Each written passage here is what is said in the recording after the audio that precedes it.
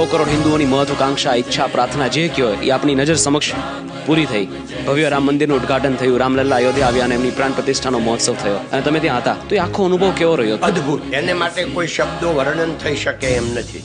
હવે આમાં જે માણસો બેઠા હતા 8000, ઈ કોણ? બધી હસ્તી. કોઈ પણ ક્ષેત્રના ક્રીમ માણસ હોય, હસ્તી મહાન હોય, એ બધા ત્યાં હતા. હું જે બોક્સમાં બેઠો હતો 7 નંબરના બોક્સમાં, એમાં મુકેશભાઈ, નીતાબેન, એના 2 દીકરા, 2 વહુઓ અને એની દીકરી અને એમનો જમાઈ. પછી જાણવા મળ્યું કે ચારે એ 4 ચાર્ટર્ડ પ્લેન લઈને આવ્યા હતા. કેમ કે બાપ દીકરો કે ભાઈઓ એક પ્લેનમાં ન બેસે, બધા અલગ અલગ ફ્લાઇટ લઈને આવ્યા હતા. હવે બહુ મહત્વની વાત છે કે ઈ જયારે આવ્યા ત્યારે ત્યાં જગ્યા વહેલા તે પહેલા હતા, કારણ કે બધા જ ઈ જ કક્ષાના માણસો બધા એમાં બેઠા હતા. લક્ષ્મી મિત્તલ ગણો, બિરલા ગણો, અને 2 જણા ઉભા થયા અને મુકેશભાઈ ને નીતાબેન ને આગલી હરોળમાં બેસવા દીધા. એરફોર્સના પ્લેન આવ્યા ને જયારે ગુલાબની વર્ષા કરી અને 12:39 બરોબર ભગવાન પધાર્યા, રામની પ્રતિષ્ઠા મહોત્સવ થઈ, તો તમને કહું કે આખું વાતાવરણ જે હતું ને આહલાદક, એમ લાગે કે આપણે આ દુનિયામાં જ નથી, એવું આહલાદક વાતાવરણ. જ્યારે નરેન્દ્રભાઈની સ્પીચ ચાલુ થઈ